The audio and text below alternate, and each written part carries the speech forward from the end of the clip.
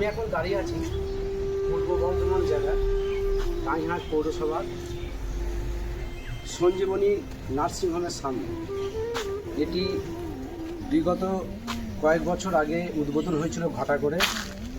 আমাদের পূর্ববর্তী যে চেয়ারম্যান ছিলেন তিনি এটা উদ্যোগ নিয়ে উদ্বোধন করেছিলেন। তা ডাইহাটের মানুষ পরিষেবা মোটামুটি পাচ্ছিলেন, আর এখান থেকে অনেক রুগীও সুস্থ হয়ে বাড়ি গিয়েছেন। এখানে এক্স-রে নানান ধরনের সুবিধা ছিল, 24 ঘন্টা খোলা থাকতো। কোনো এক অজানা কারণে এটি বন্ধ হয়ে যায়। আমরা তাই এই ভিডিও আপনাদের দেখাচ্ছি, এটা এখন কি বর্তমানে তার কি ছবি।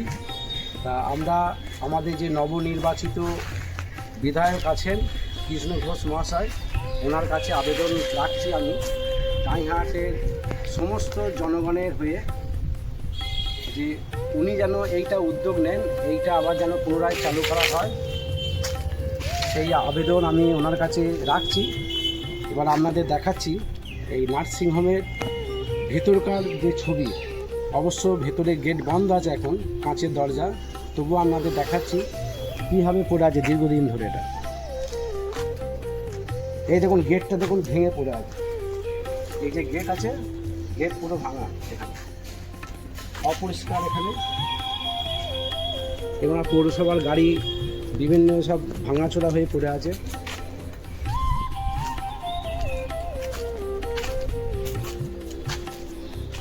স্থানীয় যে প্রশাসন আছে এখন আমরা ওনাদের কাছে এই বার্তাটি পৌঁছাতে চাইছি, যাতে এটা আবার পুনরায় চালু হয়, ডাইহাটবাসী যেন এর থেকে বঞ্চিত না হয়।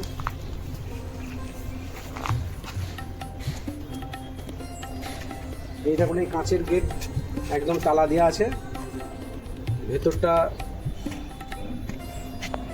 বুঝতে পারছেন, এটা বিগত বছর দুয়েকের ওপর হলো প্রায় বন্ধ হয়ে পড়ে আছে। কার নির্দেশে বন্ধ হলো, কেনই বা হলো, আমরা কিছুই জানি না। এখানে অনেক কর্মচারী কাজও করতেন, তারাও কাজ হারিয়েছেন এই বন্ধ হওয়ার কারণে।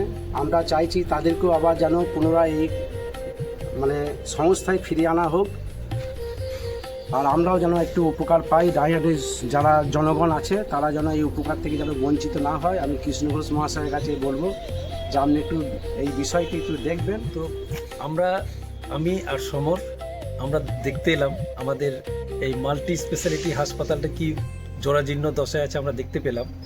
তো আমরা সবার কাছে আবেদন করছি, সবার পক্ষ থেকে আবেদন করছি আমাদের নবনির্বাচিত আমাদের এমএলএর কাছে, যে আমরা যে পরিষেবাটা পেতাম সেই পরিষেবাটা যেন আবার পুনরায় আমরা চালু পেতে পারি, এটাই আমাদের এমএলএর কাছে আবেদন। আর খুব দ্রুত যেন এর পরিষেবা চালু করা যায়, এবং এর কি অসুবিধা আছে, কোথায় সমস্যা হয়েছে, কেন বন্ধ হয়ে আছে, এটা একটু সমাধান করে আমাদের হাসপাতালটা চালু করতে পারলে আমরা প্রত্যেকেই উপকৃত।